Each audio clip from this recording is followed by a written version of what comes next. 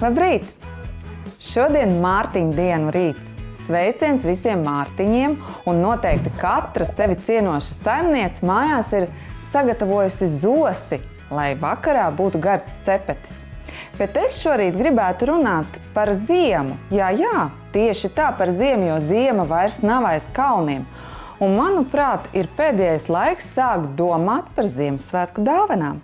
Un kāpēc nesagādāt Ziemassvētku dāvanu sev?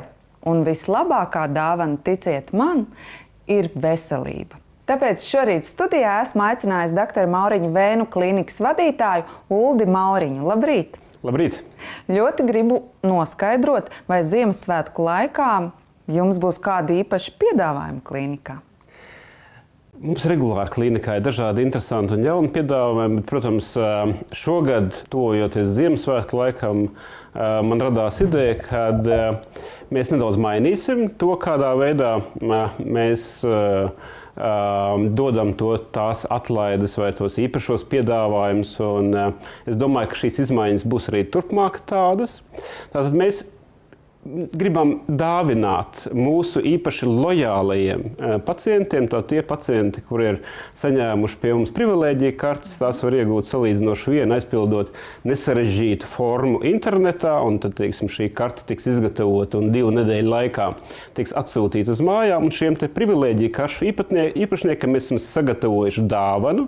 Tas nozīmē, ka viņi par īpašām atlaidēm, kā reiz šobrīd Ziemassvētku laikā vai tojoties Ziemassvētkam, tātad novembrī un decembrī varēs saņemt diagnostiku, tātad nokonsultēt savu kāju veselības stāvokli par īpašu cenu, un janvārī veikt, ja nepieciešams, vēju lāzera operāciju bez atzarojuma izņemšanas. Tā ir tā operācija, ko veicam mēs visbiežāk klīnikā. Šobrīd mēs 80% no mūsu pacientiem ārstiem lietot šādu tehnoloģiju. Un kur ir galvenā varbūt tā lieta, ko daudz varbūt kādreiz nekomunicē pacientiem, ir tīpaši runājot par vecākajām šīm tehnoloģijām, par šo vējas izraušanas operāciju, vai, teiksim, ķirurģiski, ja tiek izņemti šie atzarojumi caur griezieniem dažāda lieluma.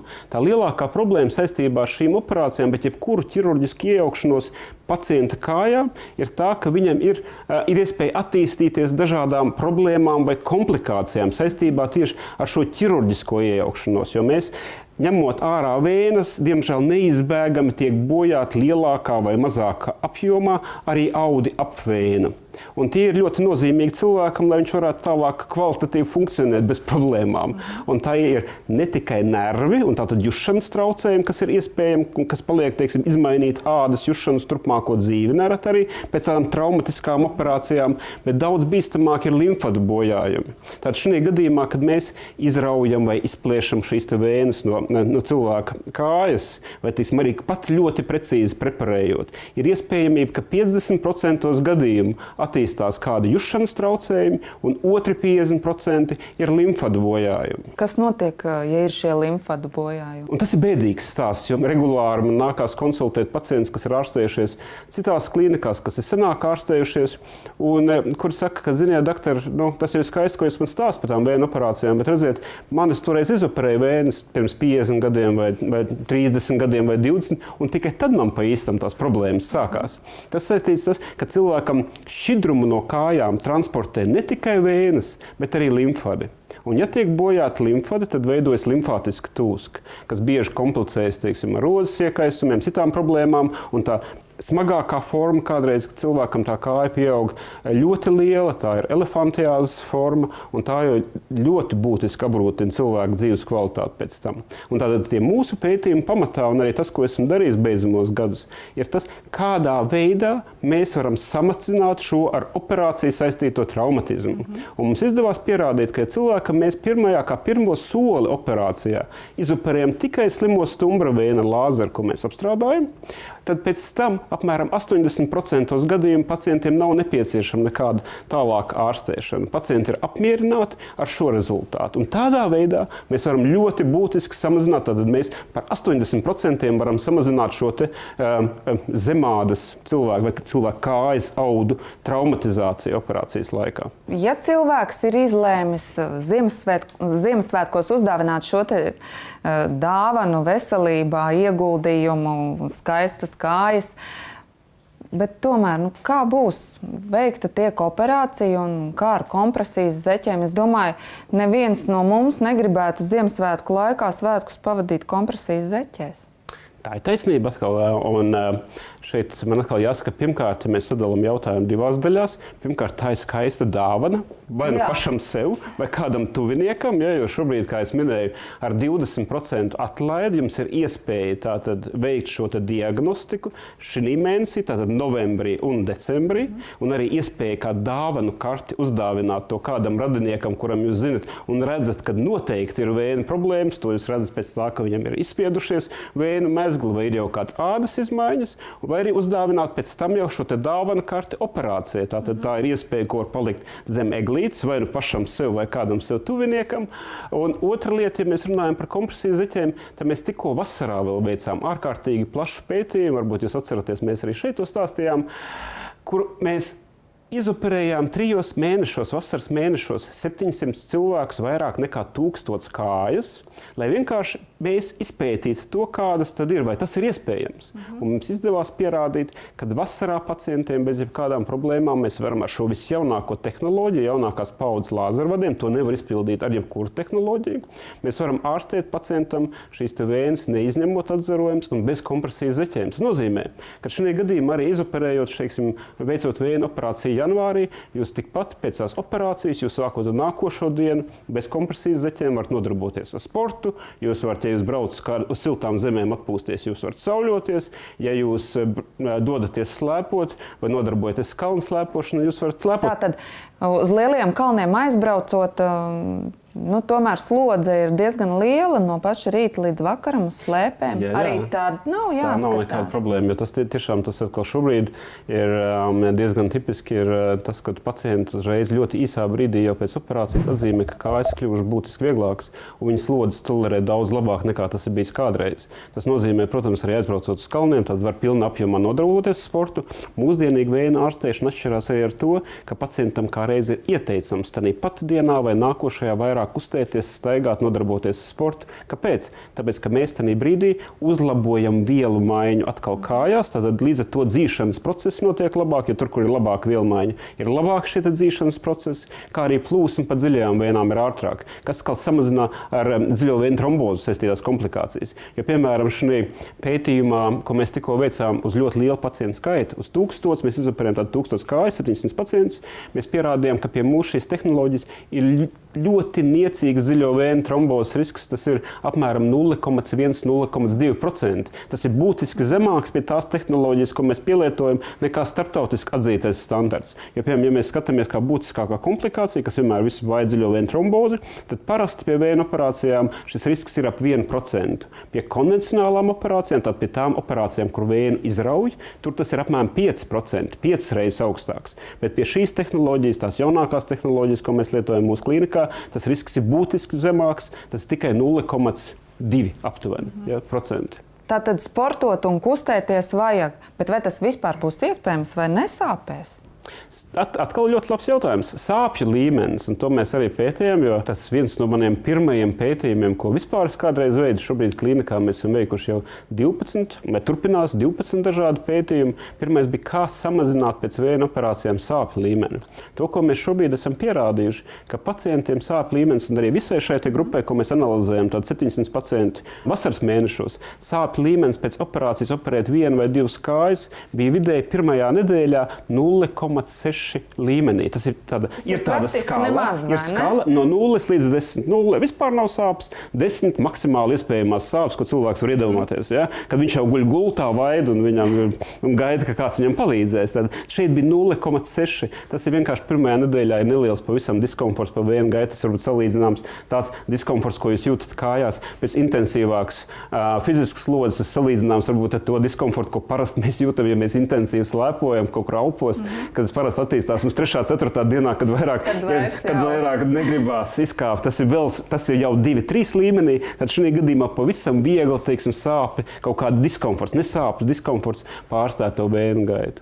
Tātad jūs minējāt, ka Ziemassvētku laikā lāzera operācijām jūsu klīnikā būs īpašs piedāvājums, īpašas cenas. Varbūt pastāstiet par to sīkāk. Tātad lāzera operācijā mums ir šis Ziemassvētku piedāvājums, kas sevi ietver to, ka 2 mēnešus, tātad novembri un decembri, būs iespējams veikt šo pirmreizējo diagnostiku, ja kādam ir aizdomas pa vēnām, ar 20% atlaidi. Un decembrī jau tas kā reiz domāts priekš tiem pacientiem, kas būs diagnosticējuši un pieņēmuši lēmumu, ka viņiem ir nepieciešama šāda ārstēšana, un ārsts to būs apstiprinājis, būs iespējams veikt šo operāciju janvāra mēnesī, tad jau nākošo gadu iesākt, pildot kādas varbūt iepriekšējā gada apņemšanās, jo parasti mēs veicam pie Ziemassvētku eglītes, mēs parasti nospraužam kādus mērķus un pieņem lēmumu, ka mēs samazināsim svaru vai atmetīsim pīpēt vai uzsāksim, teiksim, intensīvāk nodarboties ar sportu. Mēs kāds lēmums pieņem, tas šeit ir, ja mēs konstatējam to, ka tas ir nepieciešams izdarīt, tad ir iespēja gadu sākt ar to, ka mēs realizējam arī to, ko mēs esam Ziemassvētkos sev apsolījuši. Paldies jums, doktor, par šī rīta sarunu. Un skatītāji, gribu jums teikt, piepildīsim tās apņemšanās un sāksim viņas pildīt jau tagad, lai uz jauno gadu to jau var realizēt. Gribu atgādināt, ka doktora Mauriņa Vēnu klīnikas speciālisti ir pieejami arī citās Latvijas pilsētās. Un redzījuma turpinājumā skatieties, kādi jaunumi Krila eļļai.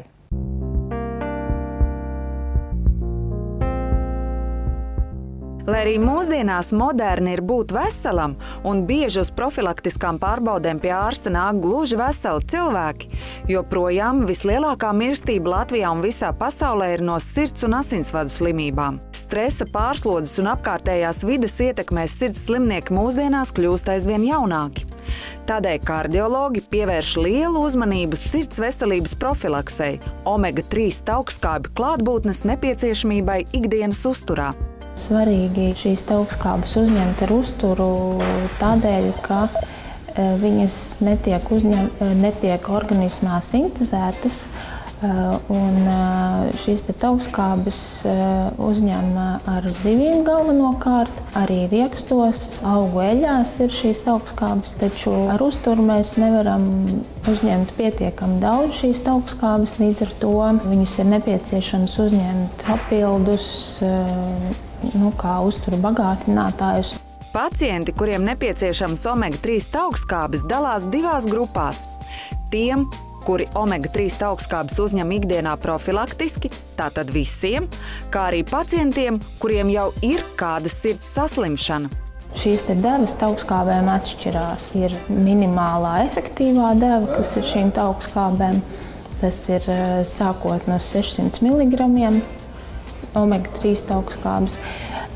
Ja runājam par pacientiem, kuriem šīs augstskābes tiek lietotas terapeitiskos nolūkos, tad tas jau ir no 1 grama, un faktiski rekomendējumās devas ir 2 līdz 4 grami diennaktī. Lila krila eļļa Fish, kas ir krila un zivju eļļas apvienojums vienā kapsulā, sniedz ideālo omega-3 augstskābju devu.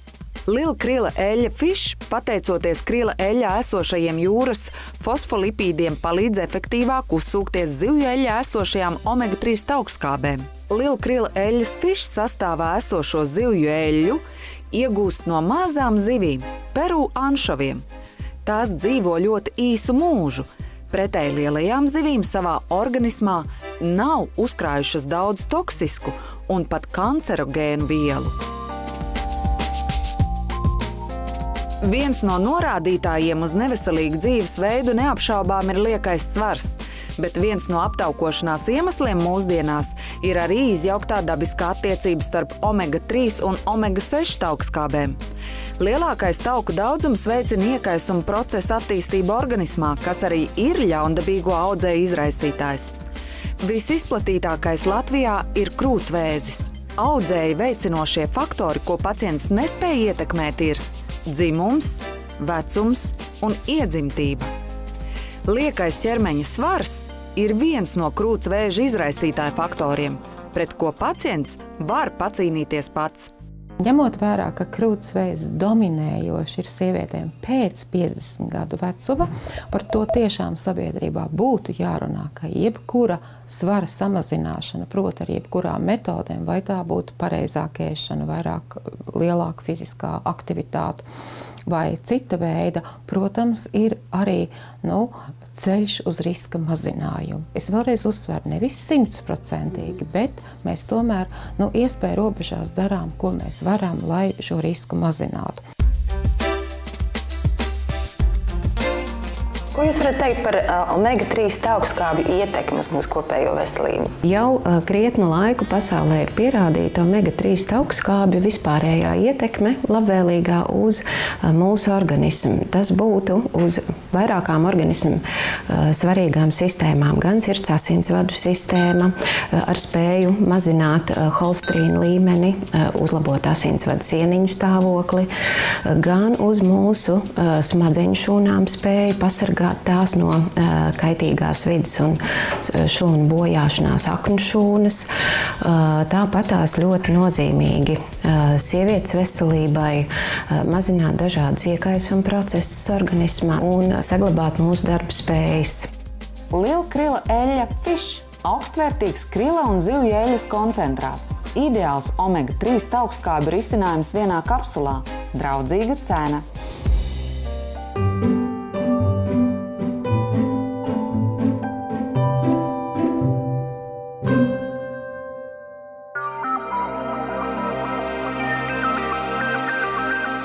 Miegs ir visdabiskākā cilvēka vajadzība. Tieksme pēc miega ir tikpat stipra, cik vajadzība elpot. Tikai naktī izdalās tā saucamais, varētu viņu nosaukt par hormonu melatonīns. Un pateicoties melatonīnam, notiek šī organisma attīrīšanās, kā atpūta, būtībā adekvāta sakārtošana nākamajai dienai. Pie tam, kas ir ļoti svarīgi, naktī izdalās arī augšanas hormons. Tas varbūt ir mazliet citādi, bet nekad, nevienā citā diennakts laikā mūsu smadzenes neizdala šo augšanas hormonu bērniem. Diemžēl 95% iedzīvotāji vismaz reizi mūžā ir saskārušies ar miega problēmām. Traucēta miega, jeb bezmiega gadījumā mēdz būt grūtības iemigt, miegs nesniedz spirdzinājumu vai ir traucēta miega saglabāšana. Bieža pamošanās naktsmiera laikā, nespēja no jauna iemigt, pārāk agra pamošanās. Bezmiega izraisumi pie reizes pastiprina akūtas slimības, gaisma, īpaši mākslīgais apgaismojums, troksnis, pārmērīgi augsta vai zema temperatūra, izmaiņas miega režīmā, maiņu darbs, gatavošanās eksāmeniem, pastiprināta slodze. Pilnvērtīgs miegs ir viens no kvalitatīvas dzīves priekšnoteikumiem. Šādos gadījumos speciālisti kā palīglīdzekļus iesaka izvēlēties fitopreparātus. Bet ir situācijas, ka tu esi iedzēris šo fitopreparātu vai tēju, kas satur baldriāņu, sāpiņus, kumelītes un tā tālāk un tā joprojām. Un tu iemiedz, bet tu pamosties nakts vidū. Miegs ir ļoti virspusējs, tāpēc te ir obligāti jābūt melatonīnam. Sleep kompleks Extra Forte inovatīvs. Jaunas paudzes fitoprodukts, kas radīts apvienojot Latvijas zinātnieku, veselības aprūpes un miega speciālistu jaunākās zināšanas un pieredzi miega problēmu izpētē, kā arī Nīderlandes kolēģu pieredzi fitoproduktu ražošanā un ieviešanā ikdienas praksē. Tā sastāvā ir arī melatonīns, kas fizioloģiski atjauno miega ritmu, palīdz organismam pilnvērtīgi sagatavoties miegam un būtiski uzlabo miega funkcionalitāti, dziļumu un ilgumu. Dabas radītā sabalansētā miega formula Sleep Complex Extra Forte satur balderiāna ekstraktu, kas kopā ar pasifloru nodrošina ātru iemigšanu un pilnvērtīgu miega dziļumu. Abi šie jau no senatnes pazīstamie nervu sistēmas stabilizatori līdzsvaro impulsu pārvadi uz centrālo nervu sistēmu un veicina dabīgu relaksāciju un mieru. Pievienotais grifonijas ekstrakts kopā ar magniju sakārto miega fāzes un tā kvalitāti. Grifonija stiprina melatonīna veidošanos un tā iedarbību smadzeņu struktūrās, kas atbild par miegu. Sleep Complex Extra Forte sistemātiski iedarbojas uz dziļo miegu, kura galvenā funkcija ir palīdzēt ķermenim atjaunoties un atgūt spēkus. Miega formula Sleep Complex Extra Forte ir neaizvietojama un ir jābūt katras ģimenes mājas aptieciņā. Es ticu, ka katra saimniece šovakar atradīs labāko Mārtiņa dienas zosas cepeša recepti, bet mēs tiekamies jau rīt, Lāčplēša dienā. Atā!